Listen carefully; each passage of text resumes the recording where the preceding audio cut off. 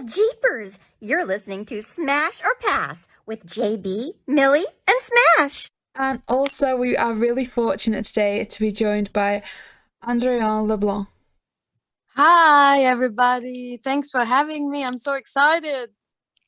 Yeah, we are too. This is such an honor now. Background for people listening. There is a new Scooby-Doo show coming up. Scooby-Doo Live on tour through the Lost City of Gold. We're really excited to hear more about it.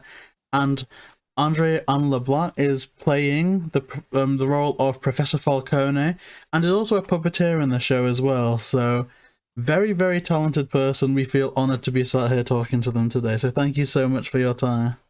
Oh, the pleasure is all mine. So we've sent over some interview questions, and I'm going to kick us off with a bit of background.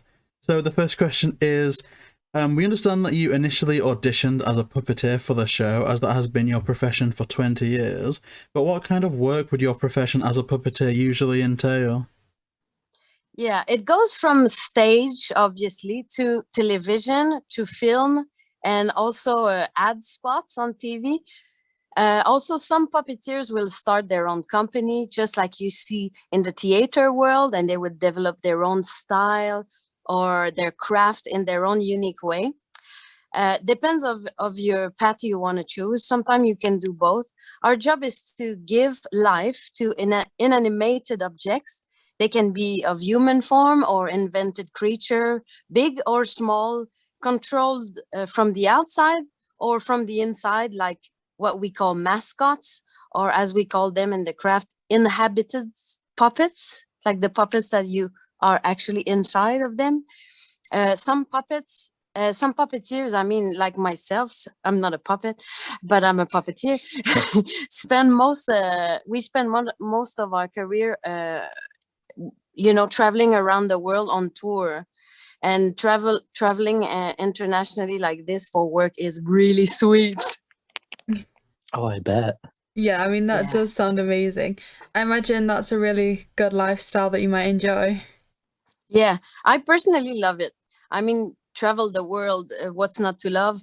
But it's not for everyone. You would think, but it's not. Like, it's the opposite of stability and routine.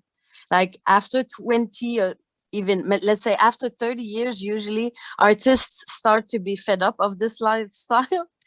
Right now, me, especially after being stopped for nearly 2 years because of what, I would not mind being on tour all year long if I could. It's really it's really so much fun because it's about the people you meet along the way. Like I meet you today, the friends you make performing in front of all sorts of crowd with a different culture, and friends that you will find in random places, people you just belong with and you would never knew if you were not traveling around the world.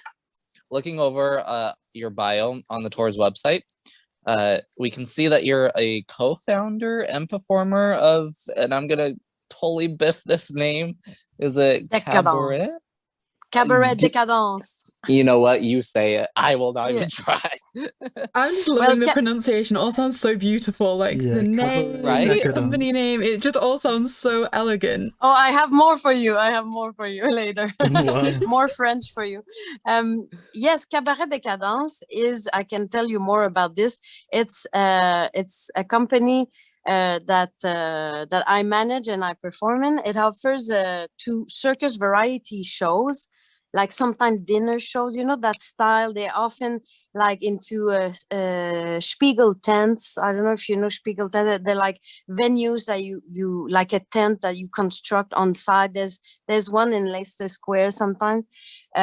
So we offer to those circus variety show musical puppetry acts that they can incorporate in their running order. It's often a character that comes on stage to perform a song and a dance, only it's a puppet, and the act will not finish like it started. There's a change that will happen. It's a little bit burlesque, a little bit drag queeny, and sometimes risque, but always funny and strange. We have many acts that we've been performing some of these since the early 2000s, I would say. Some puppets literally use the puppeteer and steal their legs and arms for their own routine. And at the end, it becomes confusing, you know, who's manipulating who. And we generally feel that switch in the room and in our mind too while we're performing. It's like our puppets, it's a little bit like they have a will of their own, and they do whatever they want with us. And we kind of like them. We kind of like that. We kind of treat them like humans, you know. Each character is a person to us in Cabaret Décadence, and they are for sure irreplaceable. Wow, it seems like you've done That's so cool. pretty much everything. Like, I just cannot imagine how much fun that would be. And not to kind of put you on the spot here and say which one's better than all of them, but would you say that you have maybe one or a couple of favorite moments of your career so far? Oh yeah, there's so many, because I had the chance. I tell you, I've traveled all around the world in my life. I started at 22, and I'm now almost 42, and so pretty much 20 years I've been traveling all over the world. I've been playing in places like Japan, Argentina, and you know, all over, and even on the West End, and even on Broadway. But my favorite moment, so I have to tell you, recently, like last month, I got to perform in a circus variety show that I created with my life partner. It's called Majestique, and we performed it in Denmark, in Aalborg, Denmark. And it's a show, as I say, we created, and it features the creme de la creme of the World Circus Variety Act. And the punch is that I got married on stage just before a show in front of our show and our venue family, because we go to the city every year in Denmark, and we are friends with the people that have the venue there. So when we told them we wish to get married, my partner and I, who are both creators of Majestique, we wanted to get married right here in Aalborg, in the Spiegel tent. They took everything under their care, and they made it absolutely breathtaking. I mean, we already had all the gear for the show, so it was pretty cool, lights and sound, and everything was incredible. And I can even send you a picture for your visual. You can pass it on the YouTube. You can pass a little photo, because it was really something special to get married center stage like that in front of all the best performers in the world. And also, I took the dress off and then get into show makeup and gear, like literally right after the wedding. It was something like you don't experience every day. That is incredible. Honestly, Yeah, That's amazing. That's like a movie moment, really. Like, that's crazy. That's amazing. It was so romantic. I was crying, and there was not a dry eye in the room. I can tell you that. Wow. That's amazing. I can't believe that. There's so many amazing stories already. And maybe our next question will be showing a little bit of bias, but we do need to ask, have you ever has your role as a puppeteer ever brought you to rainy old UK at all? Oh, of course. I performed for 3 months in London at the Aldwych Theatre in a show called La Soirée. It's the show that was there just before the Tina Turner musical got installed in that venue, and now they're set in that venue. But just before, so 2017 and 18, the beginning of 18, we were there. We performed 3 months, and with La Soirée, and also I performed twice in Edinburgh Fringe, 11 years apart, in a show called La Clique. And also I performed many times at the Box in London. I have many friends in the UK, and I say hi to them now. My favorite stage artist is actually from Croydon. It's Ursula Martinez. She has this Anki act, where it's a magic act where she makes it appear from her business suit, and then she removes pieces of her suit. I don't know if you ever seen it. It's genius. She's a genius artist. She lives partly in London, and she is also a part of the cast in Majestic and a friend. She was just calling me a minute ago, actually. I was very surprised and delighted. So yes, the UK and particularly London is in my heart. That's incredible. It's amazing to hear that, you've done work in London before, and it'd be amazing to think that hopefully, you will again soon. I want to just quickly ask you a little bit about your history with Scooby-Doo. So, firstly, how did you secure your role in the Lost City of Gold? Like, what was the audition process like for you? This time, they already knew me from before. So they knew what I was capable of. So it was just 3 different self-tape. One of acting and 2 songs. I had to perform I'm a Scientist and do the Scooby-Doo. Okay, so not the entire thing, but a part of it. I wanted the role so bad, okay, and I wanted all the chances to be on my side, so I went full on with the costume and hair and makeup and props. I really created a full character, even though I knew very little of Professor Falcone, but I was like, I'll make one. And then I made it up, and I went full on, and we did a montage, and I left no room for imagination, as I think you should always do. It's always a great strategy with self-tape. You have to give them all what they want to see. But with Monlove, the company that makes Scooby-Doo and the Lost City of Gold, it was not my first audition for them. I also auditioned for the previous show called The Nut Job Live. This time it was very fastidious, tiring, emotional audition process, I have to say, with many, many different challenges. They wanted us to show our level in all the fields. Like, show your level in acting, show your level in dancing, singing, acrobatics, puppeteering, being inside a character, all of this stuff. I think the whole process was 2 full days, and we started like at 150 candidates and ended up only a handful. Wow, I mean, that certainly does seem like a lot of extensive work, but again, it just kind of demonstrates how talented you are to be able to kind of showcase things in every single one of those areas, which is amazing. Oh, thank you. It also shows that they want the best. They're not going to settle for less. And I think it's fair to say that they found it. I mean, you're absolutely incredible, so that's amazing. And in terms of wanting to be in this show specifically, before being cast in Scooby-Doo and the Lost City of Gold, did you watch any Scooby-Doo movies or shows before this? It was not honestly really part of my childhood, and I'll tell you why. It's because it was not playing in French in French I'm French Canadian. I live in Montreal, and in Quebec, I'm not sure, but I'm not sure it was playing in French. So that's why I'm a child, right? And for me, English is just gibberish. So of course, I was not drawn to watch Scooby-Doo because I didn't understand what was going on. So that's why it was not as part of my culture as I would like to. I had to watch some movies to refresh my memory after, when I got the role. But since I was already full in the rehearsal process, my references were inverted. Okay, I explain. Instead of watching Scooby-Doo movies and saying, and knowing the character, and then being in the show and say, oh, the characters are, they write how they're supposed to be. It was the opposite.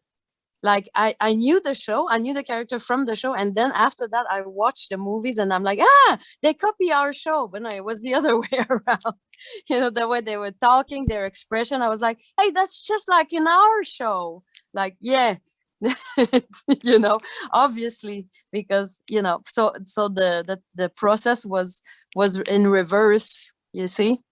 I think that's amazing, because sometimes it's better to do it that way, so you don't get too much kind of external influence, and you can get just let the characters shine as you perceive them. I think it's really nice to see things from that element. Yeah, and that way the audience will also have their own separate identity attributed to the characters as well. So I think that's really, really lovely.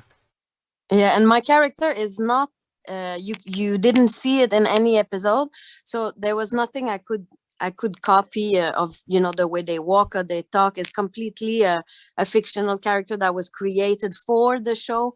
So I don't think it was a big handicap in my case, but maybe if I was a bigger role, I would have had to do an extensive Scooby-Doo watching, you know. But I think the other cast member, they know Scooby-Doo very well. I mean, it's Awesome. fantastic. You're the one and only Professor Falcone, which is incredible. Woohoo! But I if there was one character in Mystery Inc. that I identified the most with, like except Professor Falcone, it would be Scooby-Doo, because I'm goofy like Scooby-Doo, you know. I don't know what's going on. I don't plan ahead. I just walk in the dark, not knowing what's hiding around the corner. This is my life, you know.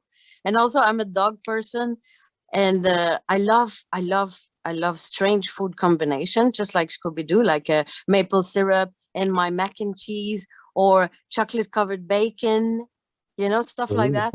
And also, I'm easily spooked like Scooby-Doo, like when it comes to adult life anxieties, like money or finding work or Googling symptoms, you know, like you do when you have a little boo-boo and then you go on the computer and you're freaking yourself out.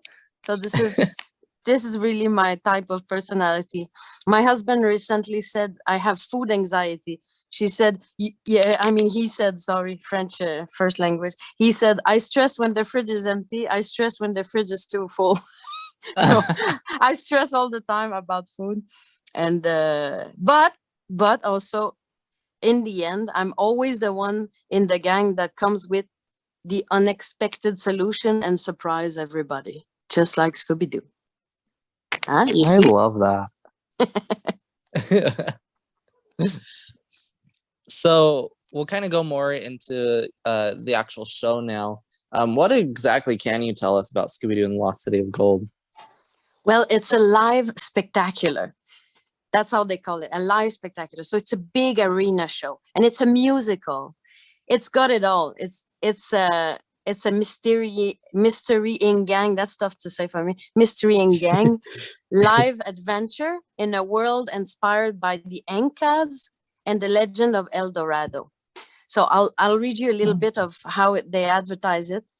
It's brought to life by cutting-edge technology, original music, puppetry, singing, dancing, video mapping, aerial arts, and acrobatics.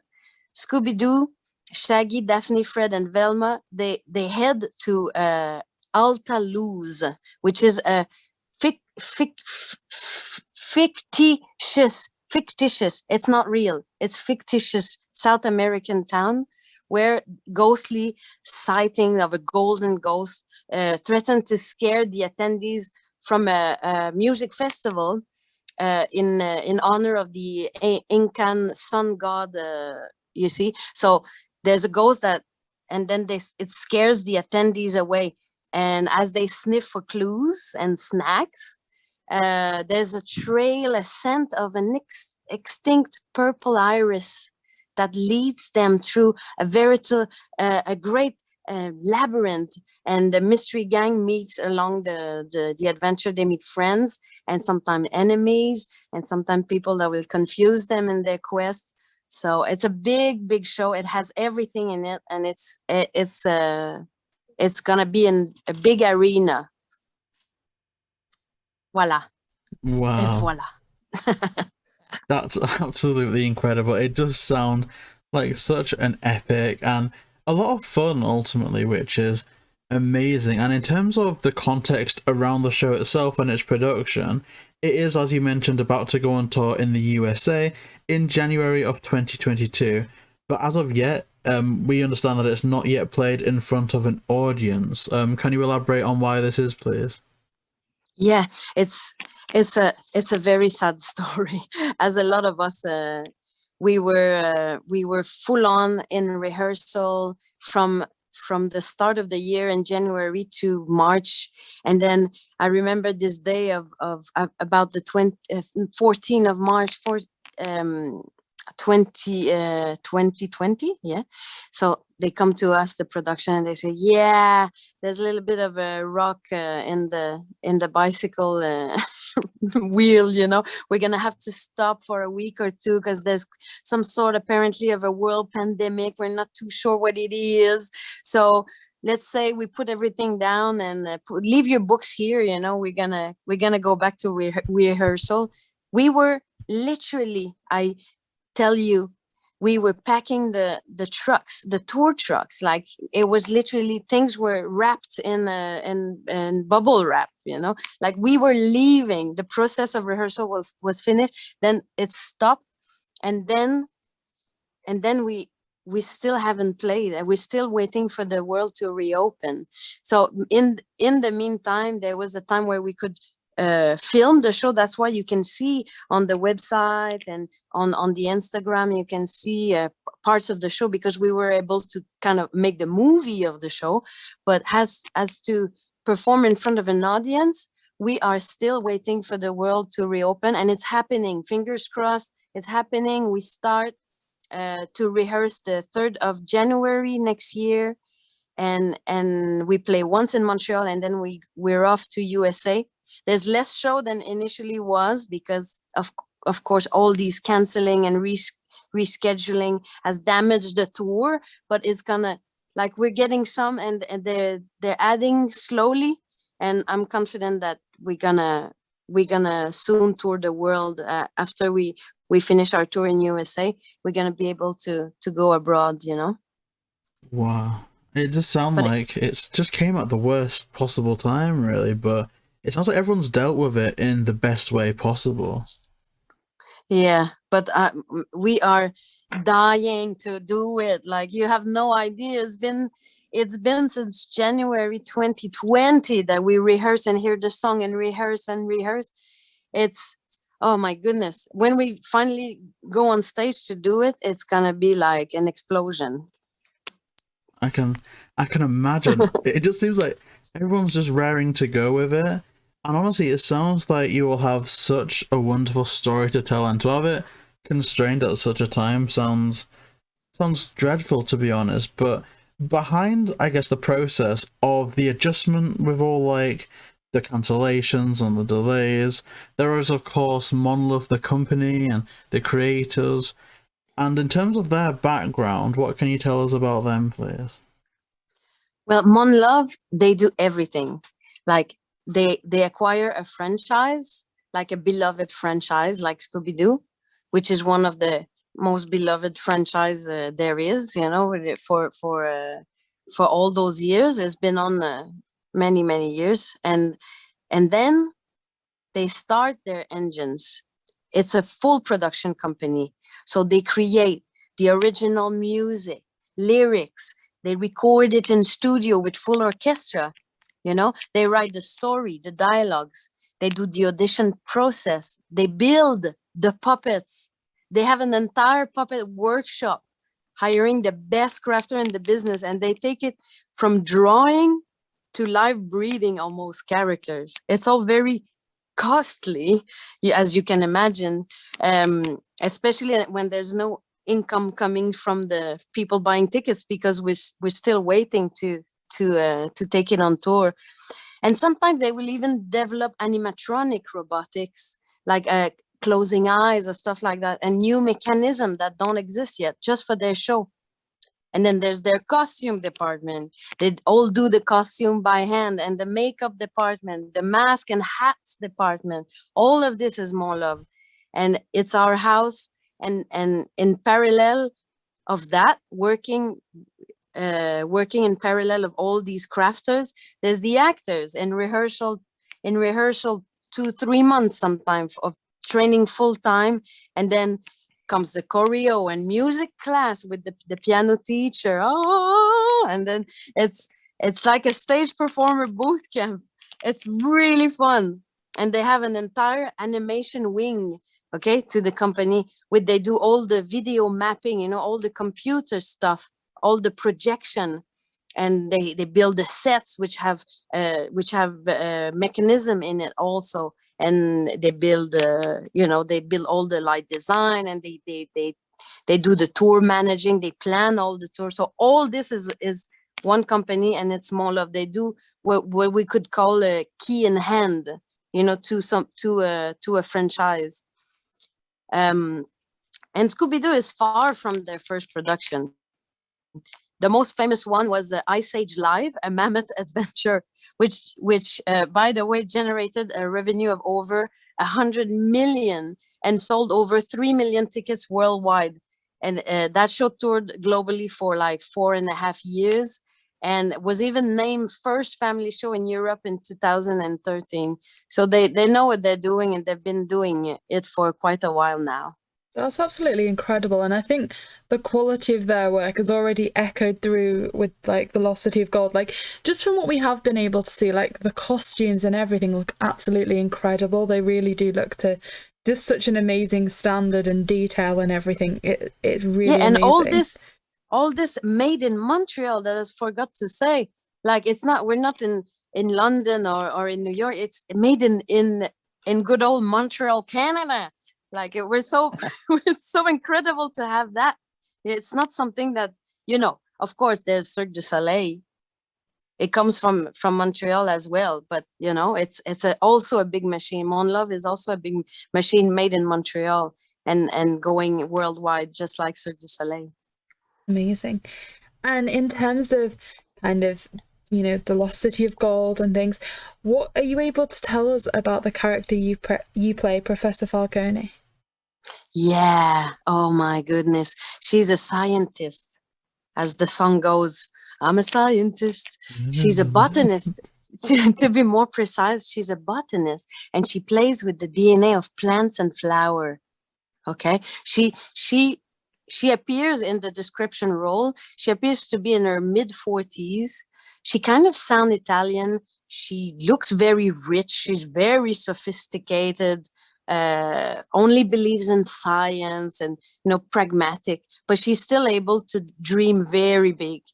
Her costume is très très classe, very fashion forward. She might be a scientist, but she's like Oscar de la Renta scientist, kind of.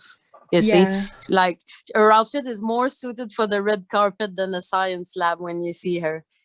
And I think she's very rich also because she works in this glorious, gigantic greenhouse, like a glass, like all made of glass. And it's filled with the rarest plants and insects in the world. That's Professor Falcone. And she's, you know, she's a mature, strong, independent woman. You know, it's not a little girly girl. It's a woman, very, very strong. And she does want to help Mystery Gang. She loves to play, you know, Sherlock Holmes. She loves to play Sherlock Holmes. It's amazing. And I think that from like the images that have been released and things like that, just that character you were describing comes across so well. Like the independence, I feel like the stance is very strong and the posture is very strong. And like you're saying about the fashion element as well, just looking at the outfit, it is like very strong fashion icon. Like you could imagine that outfit in with so many different characters that are in like the fashion industry, not just like for science. It is really amazing. I just wanted to ask as well, what has been the most challenging aspect of preparing for the role of Professor Falcone? To learn how to sing, because, you know, I did piano concert and, you know, classes and as a child, and I can sing on key. Okay. I can sing on key. That's all right. But learning how to belt out notes, like in the middle of the stage all alone, like just belt it out, like with a good technique, or breathe correctly, not forcing and hurting my voice. That was all to learn for me. Because in the audition, they were checking if I can sing, and I sang the best I could. It was not as good as, you know, on the album, because I've worked almost 2 years since, but it was pretty on key, you know. But then I had to learn how to keep singing like this and sing in the way that I can do it 8 nights a week, which is another ball game, you see, because it's all right to audition to do the song once, but can you do it full time every night? That's another thing. But the rest of Professor Falcone for me is just candy. Candy. I love it. I love it. Even if I'm walking on 9-inch heels, okay, wearing palazzo-legged onesie with a cape that grazed the floor. Okay, this is a tiny bit of a challenge to dance the choreography and sing at the same time and not to fall and not to be out of breath in this costume. That is quite heavy, and that's a little bit of a challenge. I have to watch my steps and not step on the costume. But I'm also really in love with this character. I think nobody loves her more than I love her. I want to be her. Like, she's my idol. I want to be her, and I will be soon. So excited to see this character. Did you have any personal input into the character at all? Not into the description, you know, like she's this and that, but creating the voice, creating that confusing accent that is a mix because obviously I'm French Canadian singing in English. Okay, with some sort of Italian accent on top of it, so it makes an accent that is invented and is mixed. And nowadays everybody's mixed, and that's good. You know, it's she maybe she has one parent that is from Canada, French Canada, and the other parent from Italy, and I don't know. But I made her voice, her singing voice. It's not like I cartoon it a little bit when I sing, you know. It's a little bit Shirley Bassey-esque, you know. I take it, you know, I don't know how to explain it, the way I work my voice, but that's something I created. And I created her walk, you know, like she's floating, her gestures, the way she moves on stage, this little hint of condescendence, like of high chin, all of this stuff I composed with the help, of course, of Pierre Boileau, the stage director. Me and Professor Falcone, we have many similarities. We are both, as I like to imagine, strong personality, powerful woman, independent, pragmatic, skeptic. I don't believe in things, you know. I believe in science. I also love fashion. It's my passion. I love everything luxurious. I love brands. I love classy. I love vintage and timeless. You know, all of this is my world. I love the vintage world that she has really a vintage aura to her, really, with the hat, you know, that is where very much in the front and the big flower. I'm not a botanist, but I'm good with plants. You know, my house is full of giant like banana trees and monstera. And I'm pretty sure I could play with their DNA if I could. But we are both also dramatic and love a big drama and love to have all eyes on us. Oh, I love it. I'm so excited to see this character now. So what else do you do in the show besides the role of Professor Falcone? So many jobs on this show. I'm a puppeteer on many characters and creatures and ghosts, but my main one is a little blue Inca god. There's 3. Oh. And they're called the Pachacuties, and mine is the youngest one is Timmy. Hi, it's Timmy. Wow. I'm the most fabulous one. It's true. So he's like a child, you know. These 3 little gods, they're like 3 kids up to some mischief. And Timmy is the favorite one. I'm the most fabulous. And I think the Ayamanco, my mastero, he loves me the most.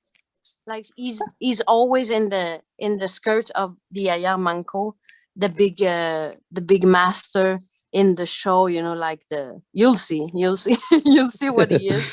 You've seen maybe the costume is all the golden costume with the mask and the crown, the Ayamanco. So I don't play the Ayamanco, but I play Timmy, one of his 3 little followers, and they're super cute. They're puppets, and these puppets, they have our feet. You can see that our feet is their feet. So when they trot around, is actually our feet that runs around. So we have to do all the dance choreography with these puppets. But also, it's not only Timmy, but also in the show, the duties that I have to fill is I have to perform a lot of backstage costume quick changes. Why? Because I change so many times. I have so many different roles. So I will have a team. Imagine that just for me, helping me change 5-6 times in the show backstage. Because sometimes I'm Puppeteer, sometimes I'm Falcone, sometimes I'm gonna be something else. So that's why. And also, not only that, I also play percussions on the show and I fly giant kites. That's also a skill that I didn't know that I had to learn. And I also, on top of that, I sing all back vocals and harmonies, as well as participate in all the group choreography. So I'm very busy and I run like a turkey backstage. You should see that. Still, I wish I could do more. I hope they give me more, because in Act 2, actually, I have to confess, I get to sit down, and that's not good. That's amazing. And you must have such a strong work ethic as well to be like, Oh yeah, like I mean, I feel like by Act 2 I'd need to be sitting down after doing all that.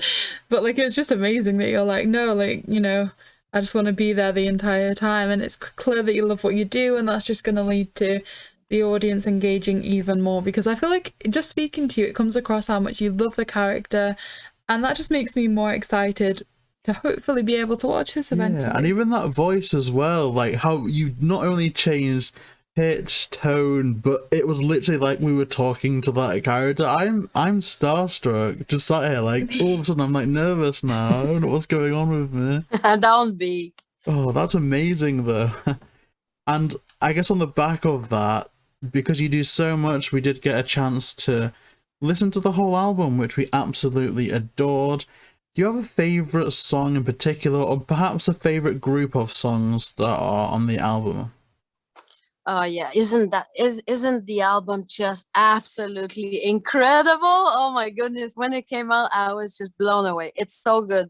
Go get it if you haven't got the chance to hear it. It's incredible.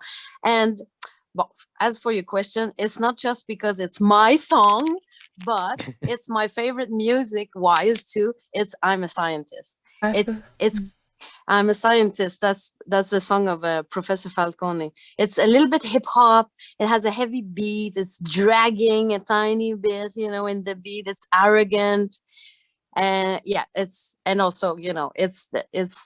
my character's song. So it's my moment to shine. I love it.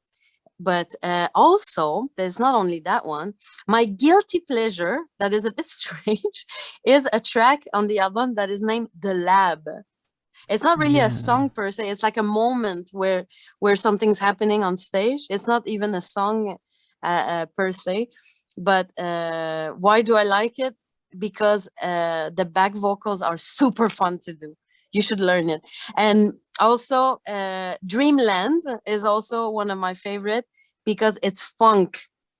And it's got this preaching sister act vibe, you know, and it's pretty trippy too, especially with the psychedelic sounds and projections that you will get to see on stage behind us, and the video projection, and you can see it in the music video as well.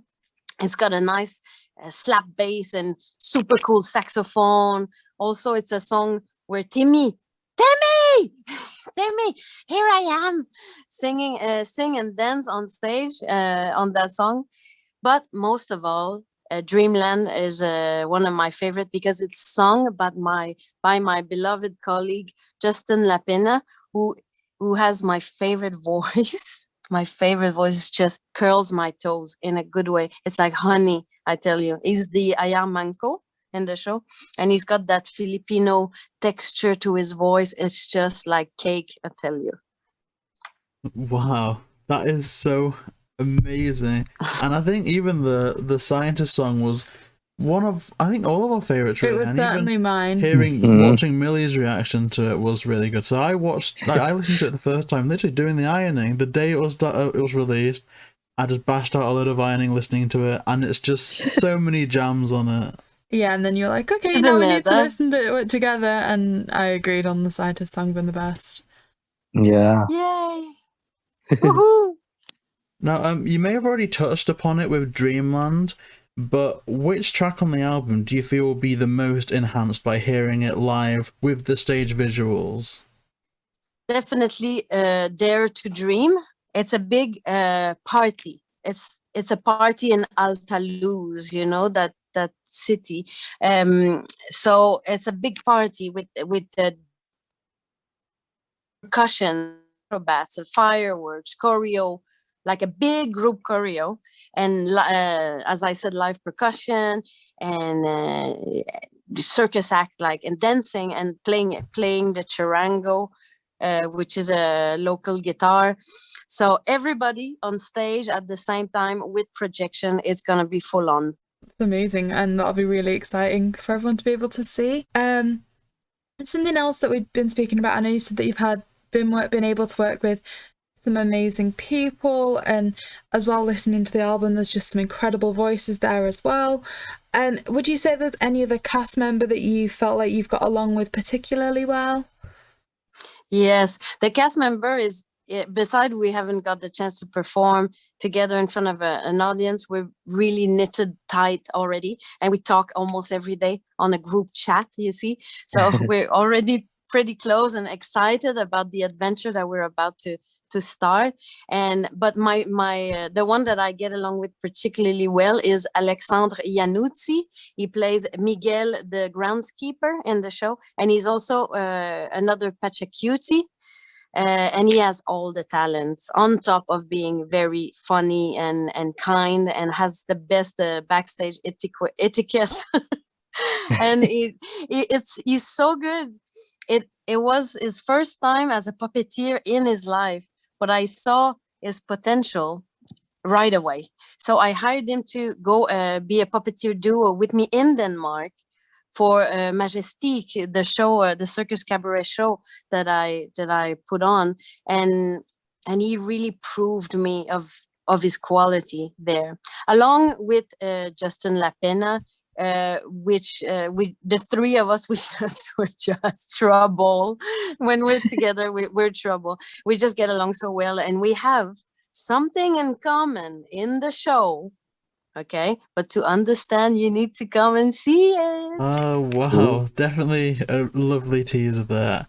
And to reiterate, we do really, really recommend both the album and getting tickets to those people listening, because it just seems like such an epic. It does. It sounds like it's going to be an absolutely amazing show. But leading on to my next question is that obviously JB and I have been from the UK, and all the listings that I believe have been posted so far are all in the US. If the show were to come to the UK, would you be interested in making the trip and bringing the show here? Oh yes, and it is in the plans. It is in the plans to come to the UK eventually. Of course I will come. It's my second home almost. You know, I will anytime. I'm actually excited for the USA tour. You would think that because Canada is right next to USA that I've been. No, I haven't been. I've only been like in New York and Florida, you know, those classic ones. But I'm excited to do all the states that you see in the movies, you know, and just really experience that good old USA. I'm excited. I'm a bit, you know, it's gonna be special because I've never seen that part of the world. But if we're invited to play in the UK, of course, and it is in the plans. Maybe this year, maybe next year. You'll get to see it. That's so exciting. I mean, as soon as you said that, JB and I turned to each other and just like high-fived. We're like, yay, we get to see it. Because look at Ice Age live. They were all over Europe for 4 years, you know. So of course we're gonna head on the other side of the puddle. That's amazing. It's going to be really exciting to see, and we're just going to like just keep like going on the page every like hour, refreshing to see when the tickets are there. Well, England's a relatively small place as well, so we could literally just like book 2 weeks off work or something and just like make all the shows like London, Manchester, everywhere. This would be amazing. Yeah. Oh, that's so exciting. All right. So speaking of, putting on this show, which I hope I pronounce it. Is it Monlove? Monlove? Yeah. Yeah. Okay. Perfect. Yeah. So would you be involved in another stage performance or just another project with them after this if you got the chance? Yes, and they just released a couple of days ago only, and this is a big scoop, that their next show is gonna be Looney Tunes. So Bugs Bunny, That's Daffy amazing. Duck, Tweety Bird, the Tasmanian Devil. It's so exciting. I would like to be Wile E. Coyote, but I would just need to learn more stuff that I already know, like to roller skate with rockets attached to my back, stuff like that.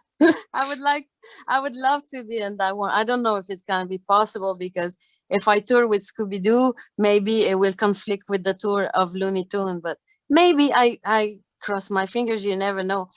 I would like to be in any world touring production where I can puppeteer, sing, and dance. And with Monlove, it becomes fully possible for multi-skilled performers like me to access these kinds of career without having to move to London or New York. Not that there's anything wrong with it, but it's just not where I live at the moment. So they're pretty much my only hope of having this a show to express this multi-face thing that I have going on, that is not just acting or just puppeteering, you see.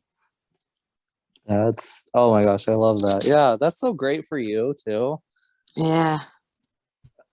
So do you have any projects after Scooby-Doo, or is this your focus right now?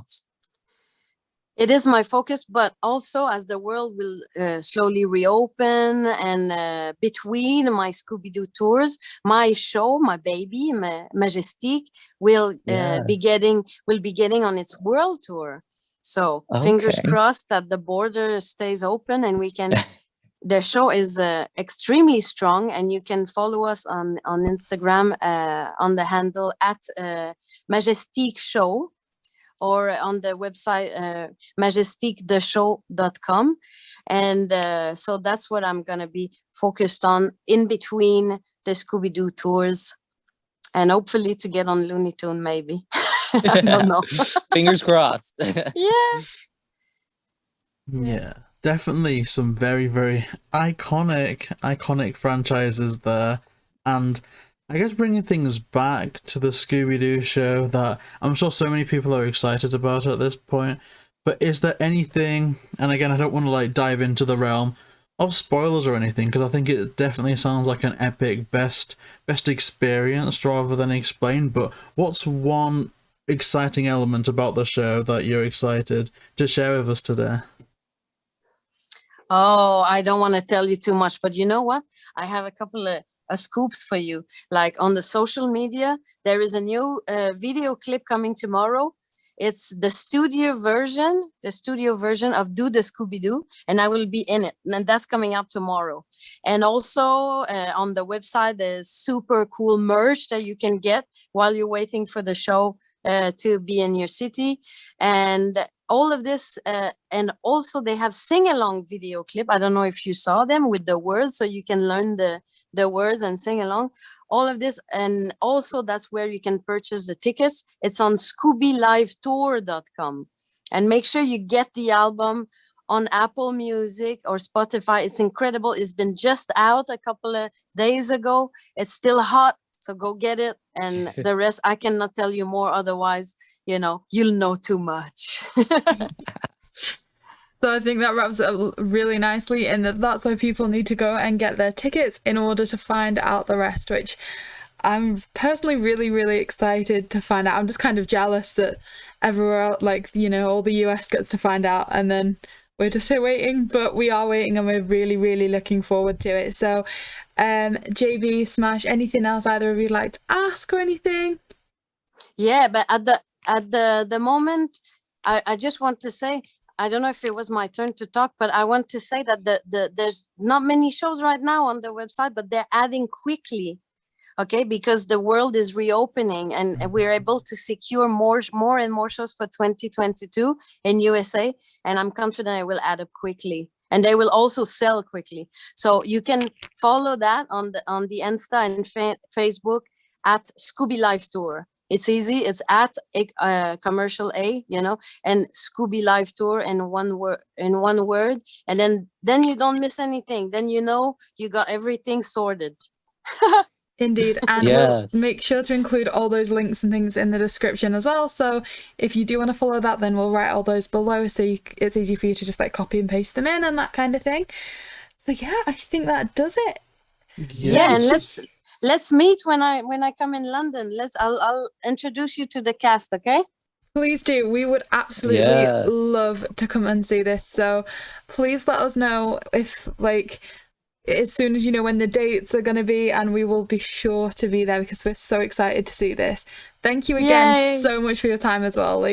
Thank you for answering the Oh. questions, and honestly, just thank you for speaking with us. I think, we absolutely love Scooby, and we always have, but just hearing your enthusiasm for the character and everything's just made us that bit more excited for the performance as well. Absolutely, and we hope that there's going to be so many people listening to this right now that will eventually become faces in that massive audience that this awesome show is going to have. Oh, it's such a pleasure for me, and I'm so excited I got to meet you. And thank you so much for taking the time to interview me. It's such an honor, and also you guessed it. I love to talk.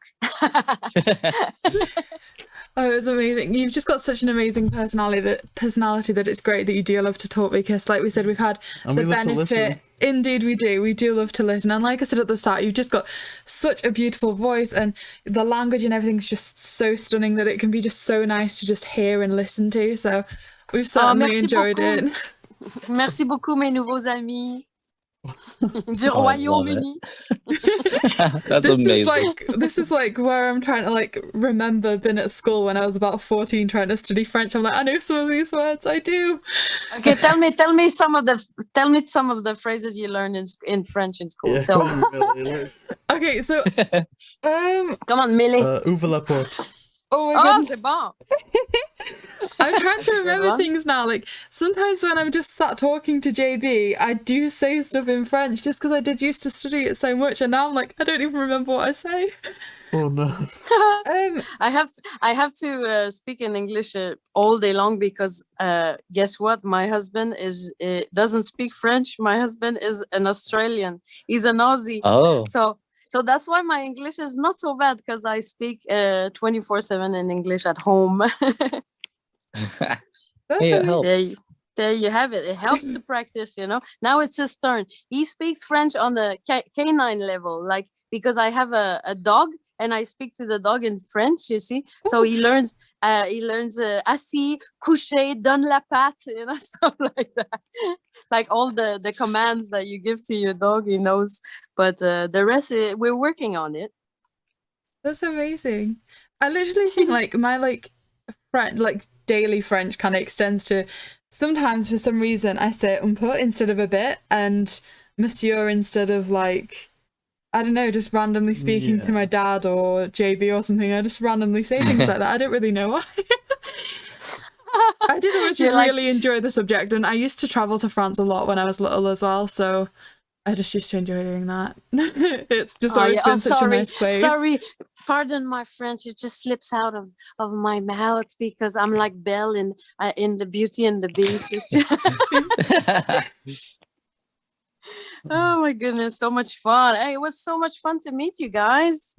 Yeah, thank you. You too. Thank you so much. I hope you enjoyed the rest of your day, and thank you so much for your time today. Thank you, and keep doing what you're doing. I'm gonna share it with all my my people, and Monlove and all the Scooby-Doo cast. Okay.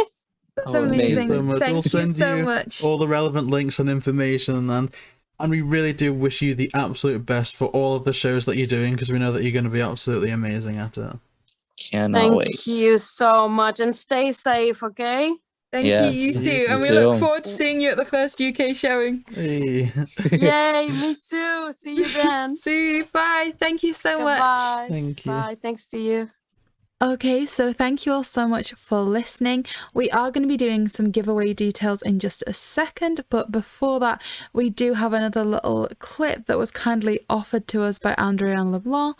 Just hearing a few more of her character, kind of voices and performances, which we are really excited to see on the stage. Really amazing. I'd love to hear the voices. Yeah. Just because, like I said, it's amazing, and it really, I think it amazes both JB and I. Like, I know it's something we've talked about before, but just how characters can suddenly, you know, we can be sat having a conversation like this, and it's almost like you don't even need time to switch into that mindset. You just have the voice and it's there, and it's amazing. I think I always assumed that, you know, it'd almost take time to get into character, and you know, you're just prep doing work, that like voice almost like 5 straight minutes away. in front of a mirror, or like toning Oh, up. It no. was literally just like a switch, and it just felt so surreal to.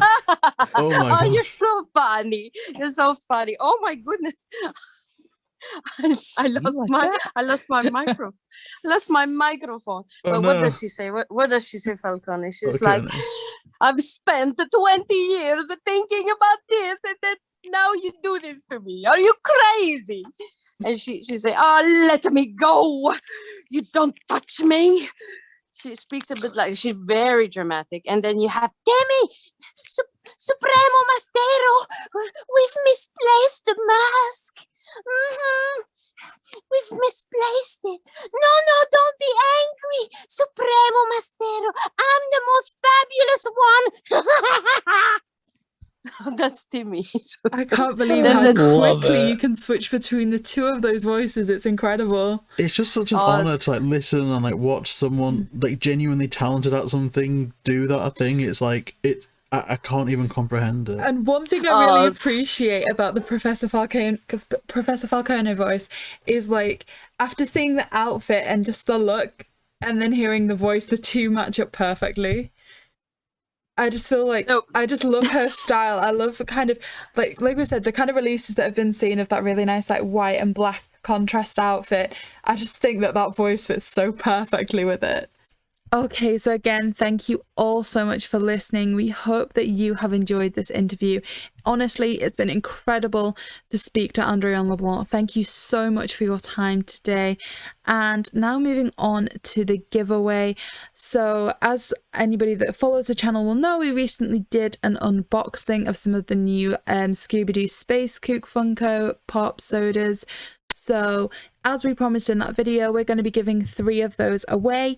If you want to enter into that draw for one of those Space Kooks, then please comment below what your favourite song is from the album Scooby-Doo and the Lost City of Gold. So yeah, to enter and be in with a chance of winning one of those 3 Space Kooks, comment below your favourite song from the album. So we will be announcing that winner in our video next Saturday, which is going to be Smash or Pass, where we take a look at Franken-Creepy.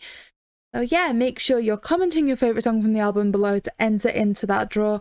And also for more Scooby related content and the Smash or Pass podcast, please make sure to subscribe to JB and Millie, and of course our incredible friend Smash. Again, thank you for your time today, and please remember to check out all the links in the description for the incredible show that I'm sure we're all looking forward to, and as well just to show your support to André-Anne LeBlanc. Thank you again for your time today. So yeah, we hope you've enjoyed. This has been brought to you by Smash or Pass. So yeah, please like, comment and subscribe. JB and Millie.